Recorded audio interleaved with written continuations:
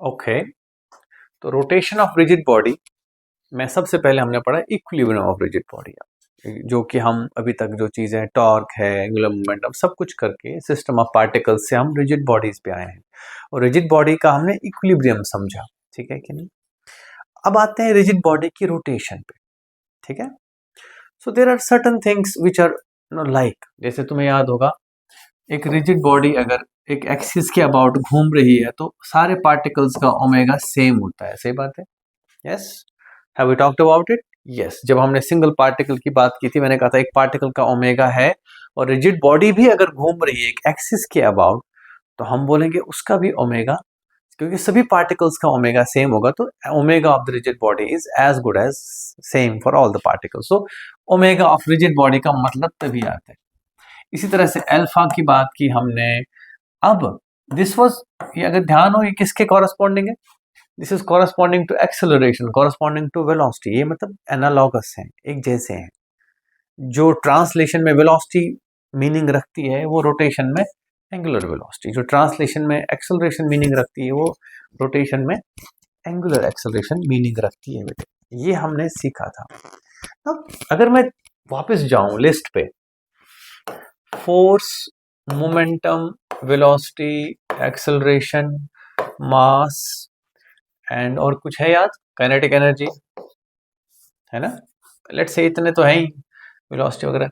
इसका हमने कहा ओमेगा, इसका हमने बोला अल्फा, इसका क्या बोला? एंगुलर मोमेंटम, ठीक है। इसका क्या बोला? एंगुलर फोर्स यानी कि टॉर्क। मैं जानबूझ के एंगुलर फोर्स बता रहा हूँ, ऐसा कुछ टर्म नहीं है, I want to make it clear, लेकिन मजा आता है बोलने में ताकि आप एनालॉगस एनालॉगी समझो, है। इंग्लिश वर्ड एनालॉजी है, क्या है?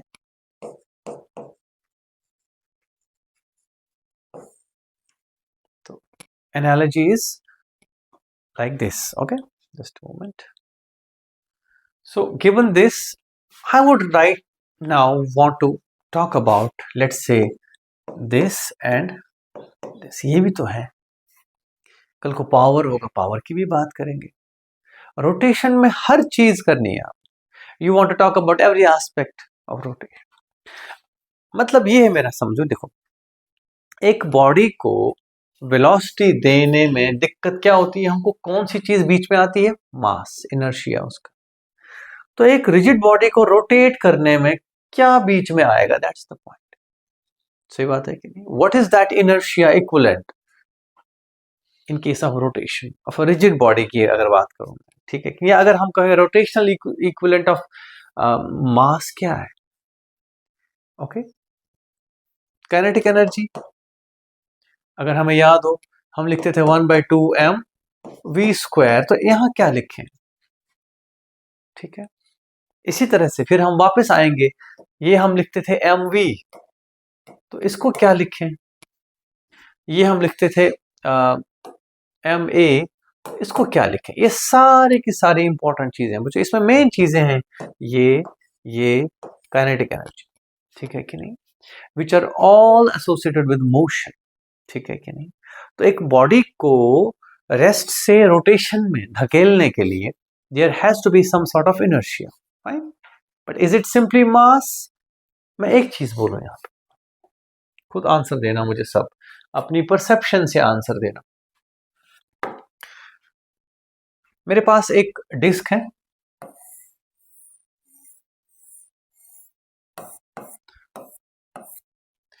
इसको घुमाना है, या अगर मैंने इसको घुमा दिया ये तो घूमता रहेगा। अगर इसको मैं ना गोल एक रॉड बना दूं, तब we should be easier to keep rotating.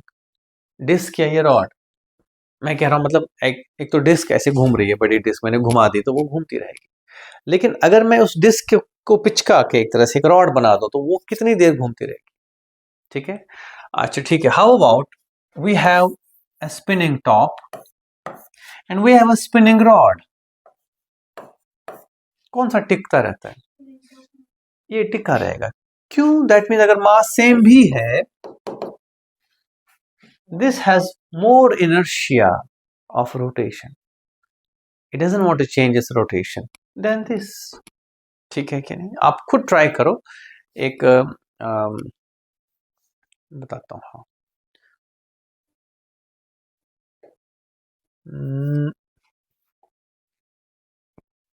मान लो मैंने एक छोटा टायर और एक बड़ा टायर, अगर मैंने दोनों को धक्का दिया ऐसे, तुम्हें क्या लगता है कौन सा टायर ज्यादा स्टेबली चलता रहेगा दूर तक? छोटा। Are you sure? मतलब सोचो, मैं मेरे आंसर पे आंसर मत चेंज करो। आप एक कार का, छोटा सा ना गाड़ी नहीं होती छोटी टॉय कार, उसका टायर लो और उसको चलाओ। आप थोड़ा सा बड़ा सा रिंग सा ले लो सेम मास का, देखना वो रिंग दूर तक जाएगा। ठीक है। So what is keeping this ring?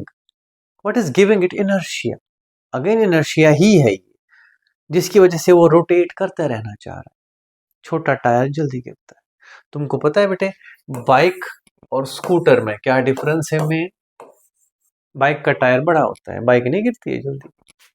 Bike अगर टेढ़ी करो ना आप, जैसे अक्सर देखना स्पोर्ट्स बाइक जो होती हैं, वो अगर अच्छी ट्रैक में, यानी ट्राई करना है, जो रेसिंग ट्रैक्स होती हैं ध्यान दे, वो टेढ़ा भी करके उसको निकल जाते हैं। जरा स्कूटर करके निकलता है।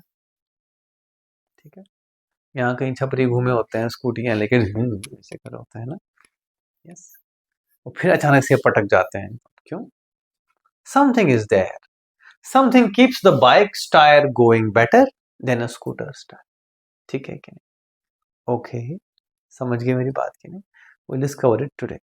पहले हाँ बेटे, क्वेश्चन है स्कूटी में बड़े टायर, टेक्निकल रीजंस, बहुत से सारी चीजें। ठीक है। आई थिंक लाइसेंसिंग का भी इशू होता है। आजकल तो इलेक्ट्रिकल आ गई है, तो उसमें तो लाइसेंस भी नहीं मांग रहे हैं चलाने के लिए। तो मतलब अ लॉट ऑफ थिंग्स में है। हमारे टाइम में मोपेड होती थी, क्या होती थी? मोपेड मीन्स बाइक होती थी लेकिन उसमें पेडल भी लगा होता था, जस्ट इन केस तेल खत्म हो जाए बंदे का। सोचो ऐसे दिन भी थे, है ना? नेवरदलेस, जस्ट किडिंग, हो सकता है कोई और रीजन हो। ओके फाइन, एक काम करते हैं। एक पार्टिकल है ये सर्कुलर मोशन में, उसका मास m है, रेडियस r में, सर्कुलर मोशन, स्पीड v से जा रहा है। Can we write its kinetic energy? 1/2m square. कोई दिक्कत? मैं देखो, energy is something important. It's a quantity which is a bridge between rotation and translation. क्यों? Because energy is energy. इसको नहीं मतलब है तुम रोटेशन कर रहे हो या ट्रांसलेशन कर रहे हो, इसको नहीं मतलब है उससे। It is universal law of conservation. मतलब इट्स अ कंजर्वेशन लॉ, जहां पे हम कहें एनर्जी खत्म नहीं हो सकती अनलेस एंड अनटिल कोई न्यूक्लियर रिएक्शन हो। छोड़ो, नहीं, हम नॉर्मल क्लासिकल वर्ड की बात करें। एनर्जी नहीं है, मतलब ठीक है। कोई कह रहा है कि ये सर्कुलर मोशन में है, लेकिन मैंने इसकी काइनेटिक एनर्जी क्या लिखी? ये हम करते आए हैं, सही बात है। अगर मैं इसको ऐसे लिखूं 1/2m v, अगर मैं इसको कहूं इसकी एंगुलर वेलोसिटी ओमेगा है, तो काइनेटिक एनर्जी कितनी होगी? ओमेगा आर का स्क्वायर। सही बात है कि नहीं? आया ना? तो आई shall say 1/2m r square into omega square. सही बात है कि नहीं? You want to note it down? ठीक है, नोट डाउन करो।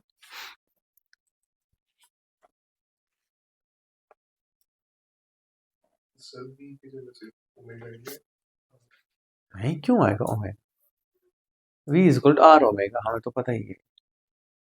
काइनेटिक एनर्जी देखो बेटे, इसमें एनालॉगी एनालॉगस के चक्कर में नहीं पड़ो, पहले समझो काइनेटिक एनर्जी लिखो, एनालॉजी समझ आ जाएगी फिर किसका एनालॉगस क्या है।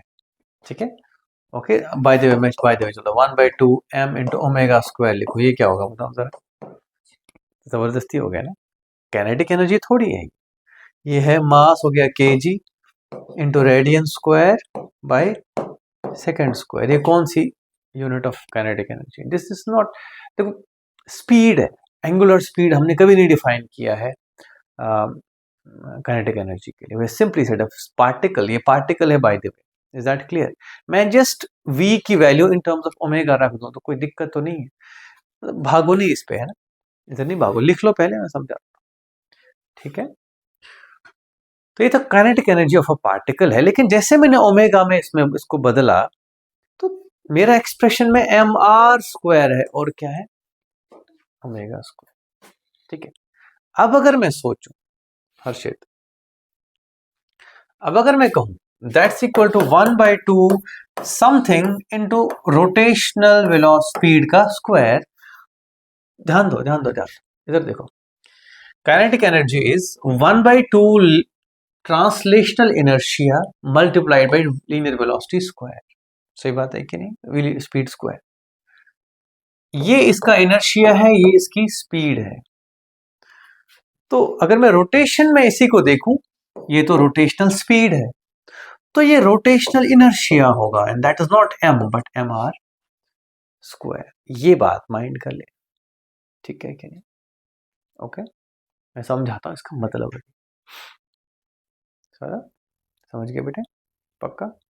अभी बताता हूं इसकी मीनिंग, बहुत सीधे सीधे, और डिस्कशन जरूरी है इसका।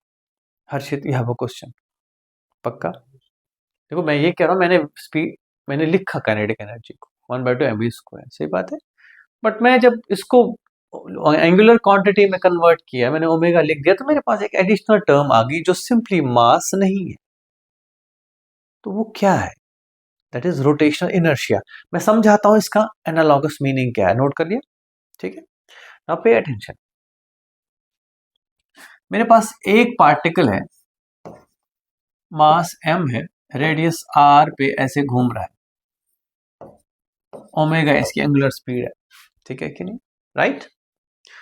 दूसरा पार्टिकल है, m ही है वो, at a distance 2r, same omega से ये भी घूम रहा है, ठीक है? तो दोनों जैसे लाइक दिस, ठीक है? एक बड़े सर्कल में जा रहा है और एक छोटे सर्कल में जा रहा है। दोनों की काइनेटिक एनर्जी लिखना चाहूंगा मैं, अगर मैं एंगुलर टर्म्स में लिखूं तो मैं कहूंगा ठीक है, 1/2 mass into velocity of this particle क्या होगी? ओमेगा आर का square.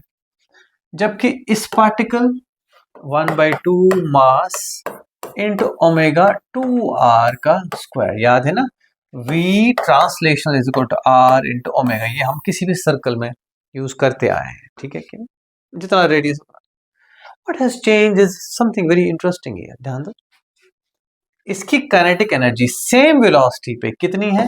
1/2 mr square omega square, जबकि इसकी 4 टाइम्स है 1/2 mr square omega square. Do you understand all of you?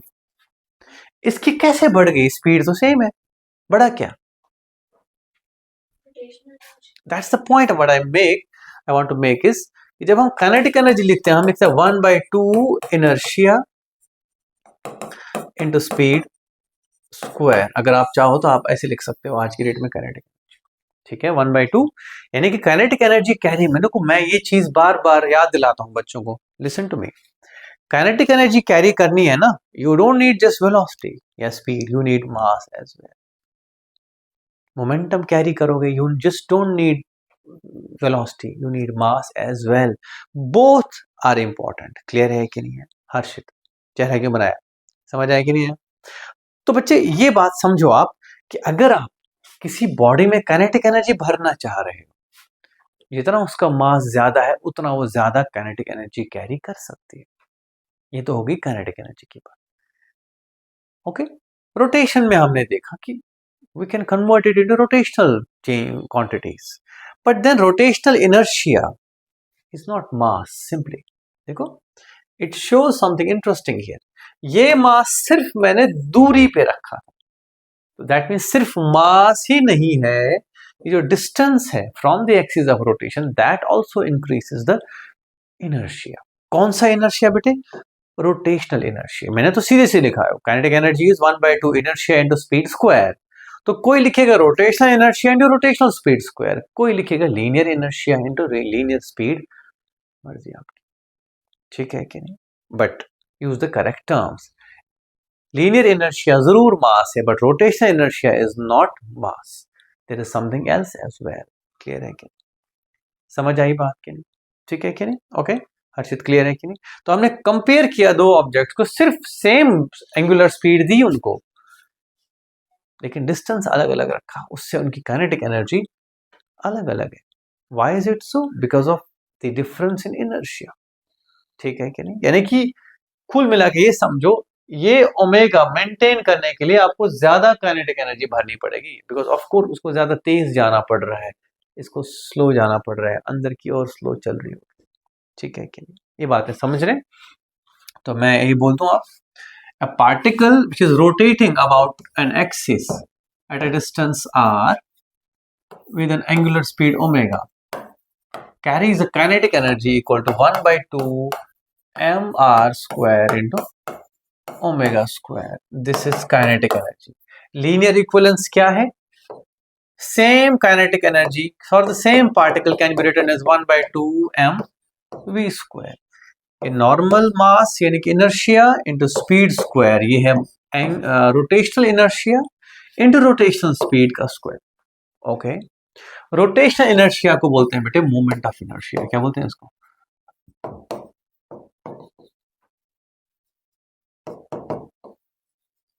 And it depends on,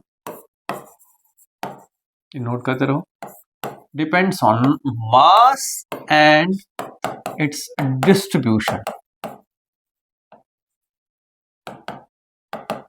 from axis of rotation. जितना दूर होगा उतना ज्यादा होगा। It's a simple concept that gets you the things you need. क्या ये मत भूलना, किस पे डिपेंड करता है? मास और उसकी दूरी कितनी है बच्चों, है ना? इसका इस्तेमाल मैं फिर करूंगा और चीजें बताने को। सब बेटे क्लियर है, समझ के नहीं? ओके, तो next time I am asking you, what is the kinetic energy of a body, of mass कह लो या बॉडी कह लो, which is rotating, pure rotation. तो आप बोलोगे क्योंकि सिर्फ रोटेशन कर रहा है। क्या कर रहा है? रोटेशन। तो 1 by 2 I into omega square. Clear है क्या? अबाउट अ फिक्स्ड एक्सिस सब कुछ। ठीक, फिलहाल हमने एक पार्टिकल की बात करी। पार्टिकल की काइनेटिक एनर्जी लिख दी हमने रोटेशन के केस में। अब अगर रिजिड बॉडी की लिखना चाहें, रिजिड बॉडी की लिखें, तो हम इन सारे पार्टिकल्स को ऐड अप करेंगे। Kinetic energy is a scalar quantity. मैं समझा रहा, घबराओ नहीं, कर लिया नोट? नोट हो गया? ठीक है। अब मान लो सपोज ये ऐसे घूम रहा है ओमेगा से, और ये ऐसे घूम रहा है ओमेगा से, at a distance r, m और एम। ठीक है, तो मैं क्या लिखूंगा? Kinetic energy of total is equal to K1 plus K2। कोई प्रॉब्लम? स्केलर है, मतलब इसमें भी है उसमें भी, दोनों में यार। ठीक है कि नहीं? 1 by 2 m are square omega square plus 1 by 2 m are square omega square. इतना ही नहीं, मैं चाहूंगा अगर बहुत सारे पार्टिकल्स हों एक रिजिड बॉडी के, जो सब सेम ओमेगा से घूम रहे हैं, ठीक है कि नहीं? तो I can say the kinetic energy of a rigid body in rotation, pure rotation about a fixed axis, is 1 by 2 m1 r1 square, लेकिन ओमेगा सबका same, okay, plus 1 by 2 m2 r2 square, लेकिन omega सबका। ये बात ध्यान रखना बच्चा, अगर ओमेगा सेम ना हो तो क्या करेंगे? तो रिजिड बॉडी तो होगी नहीं, वो पहली बात। अगर ओमेगा सेम नहीं है तो अपना अपना पार्टिकल का। ठीक है, मेरे हिसाब से एक काम करो बेटे, वो लिख ही लो।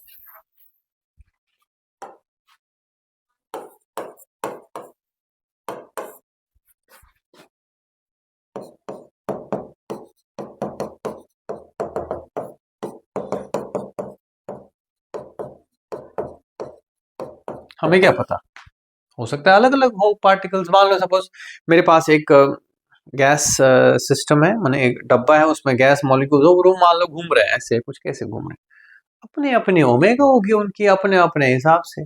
ठीक है कि नहीं?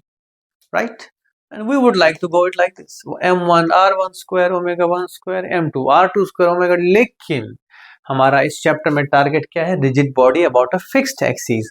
उस केस में सबका ओमेगा क्या होता है?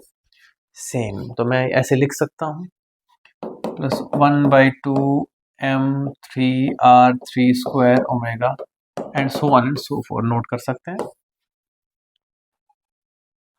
ठीक है? And for a rigid body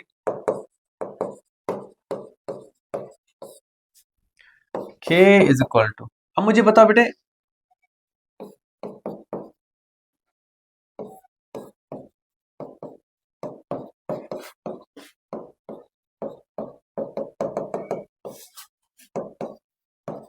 तो ये क्या है? अब देखो रिजिड बॉडी की बात आई तो 1/2 moment of inertia of all the particles together is moment of inertia of the rigid body, ठीक है कि नहीं, इनटू ओमेगा स्क्वायर, ठीक है कि नहीं। इसको रिप्रेजेंट हम करते हैं आई से, 1/2 I omega square is kinetic energy, and I कितना है बेटा, यहां से आई निकल के आ गया, it is equal to MI/R square का समेशन, नोट कर सकते हैं, ठीक है। तो ये हमने देखा मोमेंट ऑफ इनर्शिया होता है क्या, it's nothing but rotational inertia. कैसे पता चला, हमने देखा kinetic energy is affected by something known as distribution of the mass from the axis. अच्छा ठीक है, multiple particles kinetic energy add होगी, सही बात है, सिस्टम ऑफ पार्टिकल्स के लिए हमने लिखा वो है। तो रिजिड बॉडी के लिए क्या करेंगे, ओमेगा सबका सेम होगा, तो ओमेगा सेम होने के चक्कर में हमारे पास ये है, ठीक है। Moment of inertia of a rigid body can be simply found out by adding up the individual particles। लेकिन rigid body में क्या होता है, एक कितने पार्टिकल्स होते हैं, इनफिनिट, तो उसका MR स्क्वायर इजीली निकालने लायक नहीं होता है। तो जनरली अगर आपका शौक हो बेटे, moment of inertia of a rigid body can be found out using integration R square dm, just for mathematics, अगर आपको मन है तो यूज कर सकते हो, इसकी जरूरत नहीं है लेकिन, है ना, बहुत ज्यादा जरूरत नहीं। जे एडवांस का कोई दे रहा हो बच्चा तो उसके लिए मीनिंगफुल हो सकता है, हो जाए, हो सकता है क्या, हो ही जाता है। अदर देन दैट आपको विथ डेवलप करनी है बेस्ड ऑन बेसिक्स, ठीक है कि नहीं हर्षित बेटे। तो a particle that is in circular motion, उसकी हम काइनेटिक एनर्जी हर तरह से लिख सकते हैं। हम उसको 1/2 mv स्क्वायर बोलते हैं अगर v पता है, या हम उसको 1/2 mr स्क्वायर ओमेगा स्क्वायर बोलते हैं अगर im और r पता है, ठीक है कि नहीं। एट द सेम टाइम उसमें कोई दिक्कत नहीं है, लिखना कैसे भी है तुमने पार्टिकल की। अगर बहुत सारे पार्टिकल्स हों जैसे कि रिजिड बॉडी में होता है, तो मैं डिविएट नहीं करा बेटे, मैंने एनर्जीज ऐड करी कि नहीं की, कुछ डिफरेंस तो नहीं है। 1/2 दिस इंटू ओमेगा स्क्वायर, एक पार्टिकल की 1/2 दिस, दूसरे ने ऐड किया। The only thing I discovered here is that when these quantities are added, they are moment of inertia of the whole system about that axis, right? Because R1, R2 included है तो axis का matter करेगा ही करेगा। This is nothing but moment of inertia of the system, या अगर rigid body है तो ऐसे होगा, कुल मिला के आप सीधे सीधे ऐसे लिख सकते हो 1/2 I ओमेगा स्क्वायर। इक्विवेलेंस है कि नहीं है, सोचो, ध्यान दो।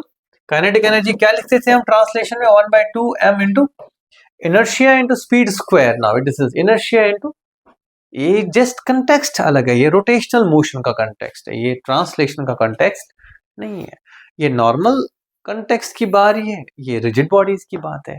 अगली बार कैसा लगता बच्चे अगर आप लोग मुझे बोलते कि sir a body is moving, okay, a body is moving with some velocity v, so its kinetic energy is 1/2 mv square।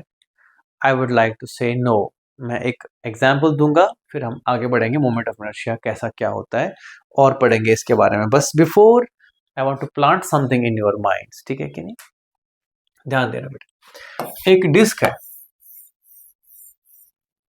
अपनी जगह पे रोटेट कर रही है, क्या इसमें काइनेटिक एनर्जी है, यस है। कैसे पता लगेगा, रोक के दिखाओ इसको, तुम्हें जोर लगाना पड़ेगा, तुम्हें अपनी एनर्जी स्पेंड करनी पड़ेगी, सही बात है कि नहीं। ये डिस्क रोकी मैंने और उठा के तुम्हारी तरफ फेंक दी, क्या इसमें काइनेटिक एनर्जी है, यस।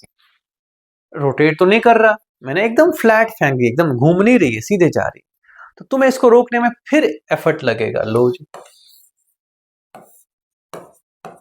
वी सेंटर ऑफ मास पे फेंका मैंने एकदम टक, ठीक है कि नहीं, हाँ या ना, पक्का समझ आ रहा है कि नहीं आ रहा है। मैं कह रहा हूं अगर रोटेट करती डिस्क को रोकने में एफर्ट लगा, सही बात है कि नहीं, ट्रांसलेट करती डिस्क में भी एफर्ट लगा, अब अगर मैं इसको रोटेट करके फेंक दूं तुम पे, तुम्हें क्या क्या करना पड़ेगा, दोनों चीजें, exactly, that means don't confuse the two. Clear है कि नहीं, kinetic energy of rotation, kinetic energy of translation, दोनों अलग अलग चीजें बन के आएंगी जब भी आप एक बॉडी को डील करोगे। तो समझ आई मेरी बात की नहीं। तो कभी कभी आपका मन करेगा कि सर ने concept of centre of mass तो बोल, देखो just imagine the type of confusion that can happen, ठीक है। आपने पढ़ लिया that centre of mass is the point at which the mass is suppose to be concentrated. तो बच्चे क्या करेंगे बेटे, ध्यान रखना, बच्चे कहेंगे ठीक है यार बड़ी सी बॉडी है, इसको कुछ नहीं, सेंटर ऑफ मास पे फोकस करो इसको। अगर इसकी वेलोसिटी v है, भाई साहब kinetic energy is this 1/2 mv²। सही बात है, बस फॉरगेट इट, कोई बातचीत नहीं होगी, कोई यहाँ कोर्ट वोट नहीं जाएगा कोई ठीक है। लेकिन फिर हम ध्यान से देखेंगे, अरे यार ये तो रोटेट भी हो रहा था, ठीक है, दैट मीन्स इसको रोकने के लिए हमको दो है, दैट मीन्स कुछ मिसिंग है, तो this is not enough, got it, this is not enough. तो next time don't fall for the trap कि भाई क्योंकि मास कॉन्सेंट्रेटेड है, that is for translation. If a body has both the motions, you have to count both energies, दोनों होंगे। लेकिन अब मैं इसके लिए पार्टिकल्स के अंदर की मोशन ना देखते हुए मैं सीधे क्लासिफाई करूंगा two motions and I will take them independently, one motion of centre of mass and motion about centre of mass, ठीक है कि नहीं। Just imagine looking at moon, क्या लिखती है हमको, मतलब मून अगर मान लो अगर हमें मून घूमती दिख ही रही है, ठीक है, दिख रही है मून, सपोज हमको चलती है वो, तो ठीक है, मान लो उसकी वेलोसिटी v है, स्पीड v है उसकी अबाउट अर्थ, तो इसकी काइनेटिक एनर्जी कितनी होगी, 1/2 mv²। But then you look closely, moon is already rotating. सच कहूं बच्चों, हो सकता है उसकी रोटेशनल काइनेटिक एनर्जी ज्यादा हो। जस्ट इमेजिन, टक टक टक टक घूम रहा है वो पार्टिकल, घूम रहा है, तुम रोक लो मून को, वो रोटेट नहीं करना बंद करेगी, भले ही रुक गई तो उसकी रोटेशनल काइनेटिक एनर्जी तो वही है, क्यों परेशान हो रहे है, तो है, you can not get rid of it. तो द मोशन ऑफ जो कॉम्प्लेक्स मोशन को हमने सिंप्लीफाई किया है, इवन काइनेटिक एनर्जी तक हमने दो हिस्सों में रख दी है करके, एक ट्रांसलेशनल और एक rotational. So the next time somebody throws a ball, जैसे तुमने देखा क्रिकेट खेल, तुम में से खेला किसी ने क्रिकेट खेला है, कॉस्को बॉल ही सॉफ्ट सी बॉल होती है, कई बार उस पर ना बैट पुट्ठा पड़ता है और वो शॉट निकलता है लेकिन बहुत स्पिन करते कर वो हाथ में नहीं आती वो ball, it is difficult to catch it. क्यों? बिकॉज आपको उसकी रोटेशन भी, और झटका तो आ ही रहा था पहले, that's very important to understand, ठीक है। तो अगली बार अगर आपने किसी को मतलब चित करना हो, भम करना हो, है ना, तो उसकी तरफ डिस्क फेंको लेकिन घुमा के फेंको, तो उसको the chances of him not being able to handle it will increase, clear है कि नहीं, ओके। तुम्हें शायद फील हो बेटे, अक्सर ऐसा कैच छूटता है, ठीक है, ऐसा कैच क्या होता है, अगर अगर स्पिन होती हुई बहुत, कई बार ऐसा होता है ना, अजीब सा बल्ला पड़ता है उसका, या गीली हो अगर बॉल, अक्सर तब भी ऐसा होता है, पट पड़ता है उसमें, तो वो बहुत तेज जाती है, तो फिर उसको रोकना मुश्किल हो जाता है। क्यों? It has two energies, one translational and one rotational. अगर शक हो जाए कभी मन में, ट्रांसलेशन हटा के देखो क्या एनर्जी है, और रोटेशन हटा के देखो सिर्फ ट्रांसलेशन दो क्या एनर्जी है, जब दोनों होंगे तो क्लियर है कि नहीं। Moving to center of sorry moment of inertia. तो moment of inertia is nothing for a point mass at a distance r from the axis, it is mr², सीधे सीधे, ठीक है, okay. It has a mass component and distribution component, याद रखना ही दोनों चीजें, कितना है और कहां है, दैट्स वेरी इंपॉर्टेंट, ठीक है। जितना नजदीक होगा तो मोमेंट ऑफ इनर्शिया बेटे कम होगा, क्लियर है कि नहीं, सदब एनी प्रॉब्लम बेटे। And for any rigid body अगर हम कहें तो हम लिखेंगे इट इज mr² का समेशन या इंटीग्रेशन r² dm, क्योंकि अगर एक बॉडी को हम छोटे छोटे मासेस में ब्रेक करें, इसका डिस्टेंस r होगा, तो r² dm इसका छोटा सा मोमेंट ऑफ इनर्शिया होगा, और अगर मैं सारे पार्टिकल्स को निकालना चाहूं तो, ठीक है कि नहीं, ओके। रिजिड बॉडी को हमें छोटे छोटे मासेस में ब्रेक करना है, ठीक है।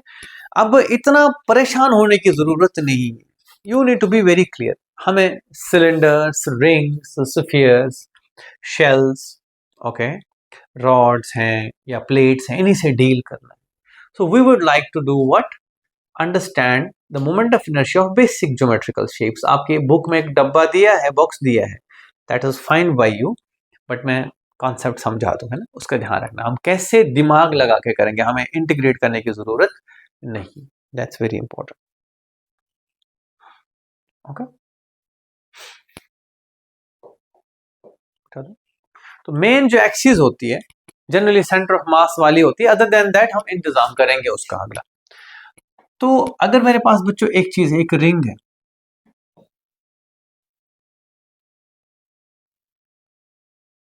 ठीक है, और ये इसकी एक्सिस है, मेन एक्सिस, ओके। अगर मैं इसको ऐसे देखूं तो ये एक्सिस है और ये रिंग है बेटे। Ring means thin, very thin ring.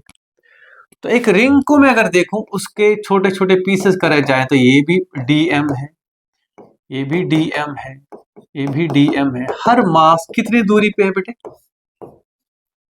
No mass is nearer और farther, every mass is at a distance r from the axis. तो मैं कहूंगा यार ठीक है, dm r square plus dm r square, r तो सबका सेम ही, ठीक है कि नहीं? तो I will have the moment of inertia equal to integration r square dm, लेकिन r सबके लिए क्या है? r इज सेम, कांस्टेंट है। तो r square integration dm is nothing but m r square dm का इंटीग्रेशन में सारा मास, ठीक है? Okay Harshit, you have a doubt? पक्का? ठीक है। व्हाट आई मीन टू से इज, यार देखो ध्यान से देखो, ऐसा लग रहा है कि रिंग ऐसे फैली हुई होती तो क्या फर्क पड़ता है अगर इसको हम एक पॉइंट पे भी रखते, कोई दिक्कत? मेरी बात समझ लो, देखो every part of this ring is at the same distance, तो डिस्ट्रीब्यूशन सारे मासेस की क्या है? आर स्क्वायर, और सारे के सारे मासेस का सम कितना है? m। तो moment of inertia is this. You have an idea और you want me to do it mathematically? समझ गए कि नहीं? डिस्ट्रीब्यूशन क्या है? Every mass is at a distance r, and सबका मास कितना है? m m m सब मिला के टोटल है, ठीक है? यस हर्षित, समझ आया कि नहीं है? क्वेश्चन है, बताओ। रेजिस्टेंस टू रोटेशन, ये तो मैं समझा रहा था, काइनेटिक एनर्जी में आया तो इनर्शिया है ये, rotational inertia. I did not start with moment of inertia. I started with rotational inertia, यानी कि inertia to the rotation. अगर आप कल को रोटेट करना चाहो किसी बॉडी को, ठीक है, अगर वो एक्सिस से दूर हो उसको मुश्किल होगा रोटेट करना, एक्सिस के नजदीक हो इजी होगा रोटेट करना। समझ रहे हो मेरी बात? या अगर कोई बॉडी एक्सिस से दूर रोटेट कर रही है उसको रोकना मुश्किल होगा, अगर कोई बॉडी एक्सिस के नजदीक रोटेट कर रही है तो उसका रोकना इस आसान होगा। तुमने ध्यान दिया होगा शायद, मिटा दो, वो साइकिल तेज करने वाला बंदा नहीं होता है, वो साइकिल पे, साइकिल नहीं चाकू तेज करने वाला, साइकिल तेज करने, सोचो वो क्या करता है, उसने एक डिस्क, बड़ी सी डिस्क लगाई होती है और वो उसको पेडल से चला रहा होता है और वो बहुत देर तक चलती रहती है। क्यों? It has large moment of inertia. उसने जब उसमें काइनेटिक एनर्जी भर दी तो उसने बहुत सारी रख ली, बिकॉज उसका आई बहुत सारा था, ओमेगा तो उसने भर दिया, तो ये इसकी वजह से लार्ज हो गई, ठीक है कि नहीं? ये काफी देर चलती रहेगी। अगर मोमेंट ऑफ इनर्शिया कम करो, सपोज ये डिस्क छोटी कर दो, वो 2 पेडल चलाएगा, तीसरे पे रुक जाएगा। सही बात है कि नहीं? इट्स एन एक्सपीरियंस, ठीक है? जो कुम्हार नहीं होते हैं, यू नो, पॉटर्स, राइट, जो उनके पास ऐसा एक बड़ा सा बेटे डिस्क होता है जो उन्होंने ऐसे रखा होता है और वो उसको घुमा रहे होते हैं, ठीक है, और वो फिर बना रहे होते हैं वो मिट्टी के बर्तन। ये डिस्क क्यों है? ओके, मुझे याद है बचपन में देखा है, मिट्टी का बना होता था। हमारे यहाँ एक मोहल्ला है, कुम्हार हैं बहुत सारे वहाँ पे, तो इतना बड़ा था, मुझे याद है वो अंकल, रजाक अंकल उनका नाम था, ठीक है। सो ही वुड लाइक डंडा उठाना बड़ा सा और उसमें फंसा के इसको डंग डंग और छोड़ देना और फिर लगे रहना, ऐसे करते रहो और वो चलता रहता था। क्यों? It has large moment of inertia. उसकी रोटेशन यूं ही बदल नहीं जा सकती, समझ रहे हो मेरी बात? लेकिन अगर वो वही, हर्षित सुन ले, अगर वो वही डिस्क छोटी कर देते तो क्या होता? वो जल्दी ठस हो जाती। ऐसे कि it is rotational inertia, moment of inertia is nothing but rotational inertia. इसको समझो, जितना मोमेंट ऑफ इनर्शिया ज्यादा होगा उतना किसी भी बॉडी को रोटेट कराना मुश्किल होगा, और अगर रोटेट हो गया तो रोकना भी मुश्किल। समझ गए मेरी बात की? हाँ या ना? ठीक है कि नहीं? गुड। तो ये कुछ एग्जांपल्स हैं, बट मैं ये कहना चाह रहा था पहले समझो, है ना? रिंग की बात अगर मैं करूं तो every particle on the ring is actually at the same distribution, at the same distance. तो ठीक है, एम आर स्क्वायर को ऐड करने के चक्कर में सिर्फ एम ही ऐड करना है, आर तो सबका सेम है, तो टोटल क्या मिलेगा? This is moment of inertia. ठीक है, इट्स एज गुड एज, देखो ऐसा लग रहा है कि मास कहाँ है? At a distance r from the axis of rotation. ठीक है कि नहीं? समझ गए कि नहीं? कि नहीं आया समझ? पक्का? ओके। इस रिंग को देखते रहना, देखो ध्यान से बेटे, इस रिंग को देखते रहो, इसके ऊपर एक और रिंग, एक और रिंग, एक और रिंग, एक और रिंग, तो क्या बनेगा? शाबाश शाबाश, कुछ शेप क्या होगा final? Hollow cylinder, pipe. Okay. अगर कोई तुमसे बोले कि भाई ये पाइप है, इसका moment of inertia about its axis कितना होगा? सेम। देखो, एक एक मास का पीस कितनी दूरी पर है? इज द डिस्ट्रीब्यूशन चेंज और नॉट? मुझे ये बताओ, distribution is same, her particle कितनी दूरी पर है? डिस्टेंस आर पे। It doesn't matter. ठीक है यार, मैं देखो एक रिंग है, ये दूसरा रिंग है, ये तीसरा रिंग है, ये चौथा रिंग है, ये पांचवा रिंग है, लेकिन इस एक्सिस पे, ठीक है, ये M1 भी आर की दूरी पर है, M2 भी आर की दूरी पे, M3 भी, सारे के सारे रिंग्स अगर मैं पीसेस करूं एक हॉलो सिलेंडर के, तो एक एक रिंग वो क्या है? वो m are square plus m are square plus m are square, add करते करते m cylinder into are square, क्या बनेगा वो? एम। ठीक है, देखो ध्यान रखना बेटे, अक्सर मतलब मैंने देखा है कई लोग, मैं टीचर नहीं बोलूंगा, maybe there is a misconception over the place, कि अक्सर बोलेंगे कि the moment of inertia of a hollow cylinder and ring is same. No no, they have the same form. Yes, ये बात सच है, but they are not same. मतलब ये ध्यान से रखना, अगर एक रिंग का मोमेंट ऑफ इनर्शिया 10 है, अगले का भी 10 है, 10 10, अगर ऐसे 10 रिंग्स हैं तो 1000 हो जाएगा, लेकिन बढ़ा because of mass addition, not distribution. समझ रहे हो मेरी बात की नहीं? बिकॉज आपने रिंग पे रिंग पे रिंग पे रिंग ऐड करते गए, उससे मास बढ़ता गया, लेकिन डिस्ट्रीब्यूशन क्या हुआ? वो सेम रह जाएगा। तो ठीक है यार, ये एम रिंग था तो अब एम सिलेंडर है, दैट्स ऑल। डिस्ट्रीब्यूशन आर है तो वो आर ही रहेगी। समझ गए मेरी बात की नहीं? कि कोई परेशानी? हर्षित, बिल्कुल मास की वजह से। ठीक है, ऐसे मैं बोलूं ना, इसलिए तो कह रहा हूं, अगर ये सिलेंडर है, इसका मास m सिलेंडर, राइट, और ये रिंग है, इसका मास m रिंग है, इसका moment of inertia about this axis होगा m cylinder into are square, radius दोनों का सेम, इसका होगा m ring into are square, the difference is this. समझ गए कि नहीं? डिस्ट्रीब्यूशन सेम है, डिस्ट्रीब्यूशन तो उसका कोई चेंज नहीं आया। ठीक है कि नहीं? अभी भी इस सिलेंडर को पिघला के हम वही रिंग बना सकते हैं एक और। ठीक है कि नहीं? The key is this. तुम्हें समझ आई ये बात? ठीक है, तो सिलेंडर और ring, hollow cylinder and ring के केस में मास की डिस्ट्रीब्यूशन जो है, ये वाला फैक्टर नहीं बदलेगा, ये फैक्टर सेम है दोनों। हाँ, इसका मास ज्यादा होगा या डिफरेंट होगा इसका। ठीक है, मास फैक्टर बदला, डिस्ट्रीब्यूशन फैक्टर नहीं बदला, ये बात समझने की। ओके, तो मोमेंट ऑफ इनर्शिया का ये कॉन्सेप्ट समझ आया कि नहीं आया? पक्का? यस और नो? सदा? ठीक है, हर्षित, क्वेश्चन आंसर्ड? लक्ष्य बेटे,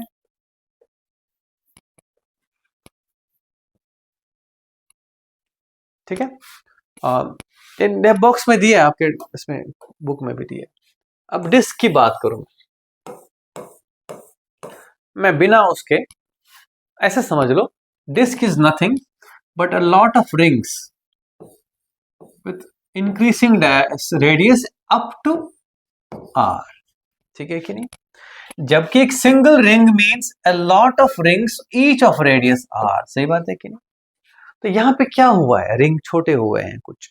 कुल मिला के मैं ये कह रहा हूं, रिंग में सारे particles at a distance R थे तो डिस्ट्रीब्यूशन वाज आर, जबकि डिस्क में सारे पार्टिकल्स आर पे नहीं, कुछ नजदीक और कुछ तो जीरो पे भी।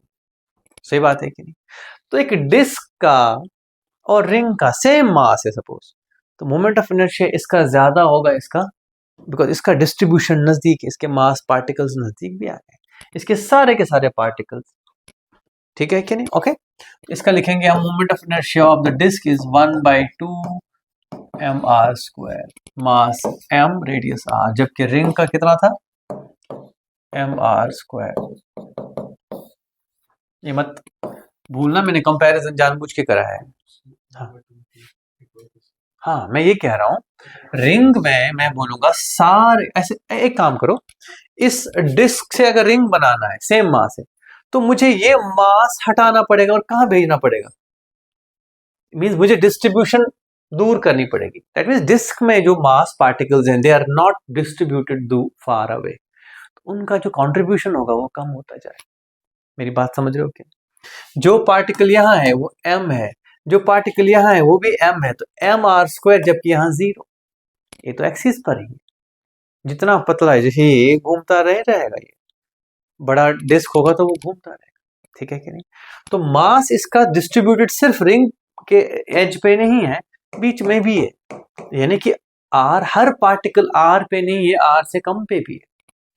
यहाँ पे हर पार्टिकल किस पे था, तो एम आर स्क्वायर आया था, लेकिन यहाँ पे क्या होगा, not all the particles are at a distance r, a lot of them are nearer, ठीक है? फिर से बताऊं, half is a part of mathematics, ठीक है, इंटीग्रेशन से कर सकते हैं इसको, मैं उसमें नहीं जाना चाहूंगा, नहीं तो यही टॉपिक बन जाएगा, ठीक है? It's not something worthy of so much attention, you just need to know disk का आधा है, मैं ऐसे समझाना चाहूंगा फिलहाल। ये बात सच है कि करेंगे कैसे, कुछ नहीं है, एक रिंग ले लो, उसको इंटीग्रेट करो अंदर से बाहर तक, ठीक है, that's fine by any standard, but don't worry about it, ठीक है कि नहीं? ओके, समझ आए कि नहीं बेटे? और ये तो डिस्क है, ओके। अगर मैं डिस्क के ऊपर डिस्क रख के बनूं तो क्या, कौन सा सिलेंडर बनेगा, सॉलिड सिलेंडर, है ना? सिक क्या सिलेंडर बोला बेटे तुमने, ठीक, हाँ ठीक है चलेगा, सॉलिड सिलेंडर। डिस्क प्लस अगर आप कॉइन पे कॉइन रखो तो क्या बनता है, सॉलिड सिलेंडर। तो अगर सॉलिड सिलेंडर है तो क्या चेंज हुआ, बस मास चेंज हुआ, उसका भी एम आर स्क्वायर का हाफ होता है, ठीक है बेटे? You understand the difference and the commonness here, common कैसे हैं और डिफरेंट कैसे हैं, दोनों चीजों का ध्यान रखें। कोई सवाल बेटा, लक्ष्य बेटे, एनी क्वेश्चन? हर्षित, ठीक है। अच्छा, अब कुछ चीजें बता दूं बीच बीच में। Moment of inertia of a rod about its main axis, ये अगर लेंथ l है, मास m है, M L square by 12 note कर लोगे, फिलहाल पूछना नहीं मुझसे कैसे, मैं करा दूंगा derivation, that's not a point, but you will not require derivation. ये रॉड है बेटे, rod about its central axis, okay, बीच के थ्रू जो जा रही है, इसकी मतलब ये कि अगर आप इसको ऐसे ऐसे घुमाने की कोशिश करोगे तो ये कितना रेजिस्ट करेगा, एम एल स्क्वायर बाय 12, ठीक है कि नहीं? ओके, है ना? मुझे ये बताओ बेटे, अगर मेरे पास एक रेक्टेंगल हो जिसकी ये एज अभी भी एल है और मास एम है, अबाउट दिस एक्सिस इसका क्या होगा, एग्जैक्टली देखो ना, M L square, let's say this is m1, m2, m3, m4, m5, जितने भी है मैंने पीसेस किए इसको, m1 l square by 12, m2 l square by 12, m3 l square by 12, so on and so forth, that is m1 plus m2 plus m3 up to l square by, इसमें b कहीं नहीं आया, ध्यान रखना है ना, लेकिन उसका क्या मतलब है कि बी का कोई रोल नहीं है, बिल्कुल है, बी की वजह से ही तो मास बढ़ा है, नहीं तो बी ना होता तो मास क्यों बढ़ता सही बात, ओके, यस प्राक्षय बेटे, कोई क्वेश्चन हर्षित, ठीक है कि नहीं? दैट डजंट मीन एक रॉड का इस एक्सिस के अबाउट और प्लेट का सेम है ना, लेकिन मास सेम नहीं है, तो इसका अपना मास हो गया, इसका अपना मास हो गया, लेकिन डिस्ट्रीब्यूशन सेम है, तो डिस्ट्रीब्यूशन फैक्टर क्यों चेंज करो, ठीक है कि नहीं? समझ पाए कि नहीं, हाँ या ना? ठीक है हर्षित, ठीक है।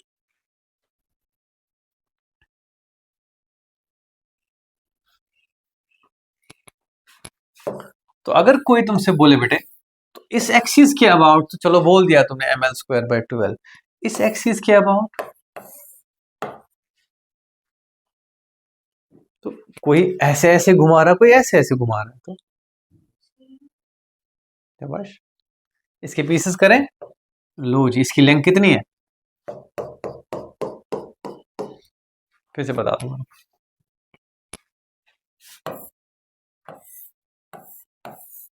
अबाउट दिस एक्सिस, ये एक रॉड है बेटे, है ना, लेंथ कितनी है इसकी, b, तो ये होगा let's say delta m b²/12, और ऐसी रॉड्स को ऐड करोगे बेटे तो क्या बनेगा,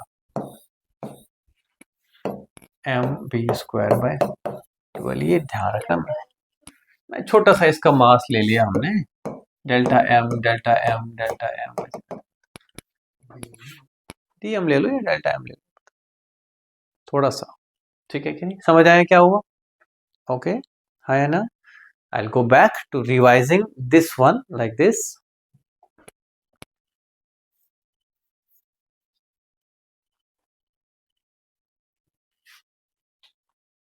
ठीक है, मैं ऐसे कहूंगा, इस एक्सिस क्या, let's say this is b and this is l। इस एक्सिस के अबाउट अगर घुमाना कोई चाहे इसको, तो उसको डिस्ट्रीब्यूशन क्या मिलेगी बेटे, लेंथ क्या मिलेगी, l, मास तो मास है, तो ml²/12, इसके अबाउट ml²/, अगर कोई इसके अबाउट घुमाना चाहे उसको, तो उसको डिस्ट्रीब्यूशन क्या देखनी पड़ेगी, b, that's the point, mb²/12, got it? This is moment of inertia about different axes of a lamina of a plate. Fine? इसकी भी बात हम नहीं करेंगे, ये आगे पढ़ना है, ठीक है कि नहीं। इसमें कुछ और एडिशंस बता दूं मैं, रॉड हो गया, ये सब हो गया। हाँ, अब बचा शेल एंड सॉलिड स्फीयर,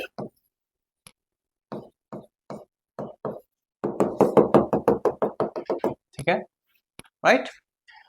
इसका भी mr² समथिंग, इसका भी mr² समथिंग। मुझे बता ज्यादा किसका होगा, शेल का या सॉलिड स्फीयर का, shell, because mass is away from the axis of rotation. ध्यान से देखो, मास ज्यादा से ज्यादा कहाँ होगा बेटे, दूर दूर होगा, जबकि यहाँ मास हर जगह है, तो ऑफ कोर्स इसका मोमेंट ऑफ इनर्शिया जो फैक्टर आया वो कम होगा, ठीक है, ओके। तो ये 2/5 और ये 2/3, गॉट इट, याद रहेगा, okay.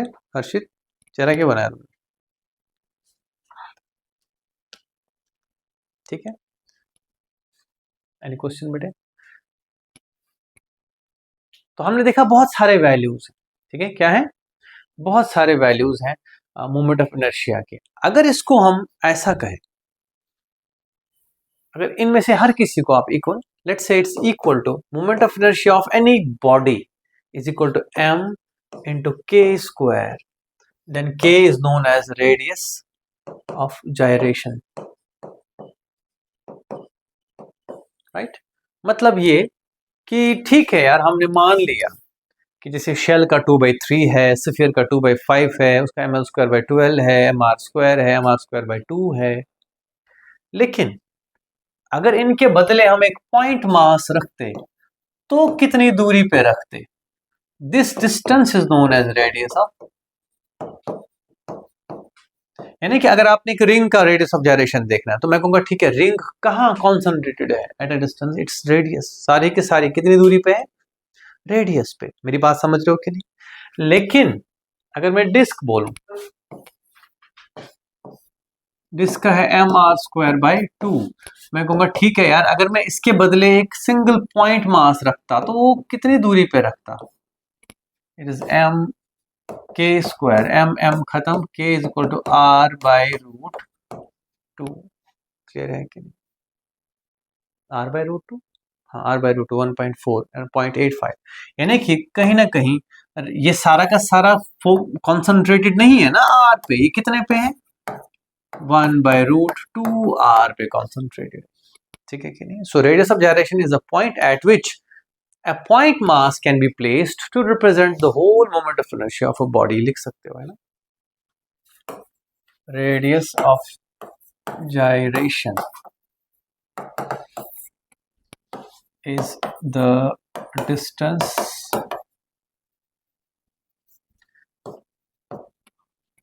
at which an equivalent point mass can be placed whose moment of inertia is equal to the moment of inertia of the. या आप कह सकते हो कि ठीक है, इसके बदले एक रिंग यूज करें तो कितने रेडियस की होनी चाहिए, ऐसे भी ध्यान है ना. देखो, एक डिस्क के बदले में एक रिंग यूज करना चाहो तो R/√2 मास सेम रखो, इन दोनों का मोमेंट ऑफ इनर्शिया सेम होगा. ठीक है. इसी तरह से शेल के बदले, शेल का है 2/3r² इंटू m, और मैं कहूंगा इसके बदले एक रिंग यूज करता मैं तो उसका रेडियस कितना होना चाहिए था. मास तो चलो सेम है, मास सेम है, रेडियस इज 2/3 का रूट इंटू r. ठीक है. इतने रेडियस की आप रिंग इस शेल के बदले इस्तेमाल कर सकते हो. ठीक है कि नहीं. Moment of inertia same. That's all from me today बच्चे. This was about moment of inertia. कल पढ़ेंगे parallel and perpendicular axis theorems. ये सेकेंडरी कॉन्सेप्ट भी नहीं है और प्राइमरी भी नहीं है भाई. These are vocabulary things. Fine. We need to know what is playing what role in rotation. That's all. Thank you. Bye-bye.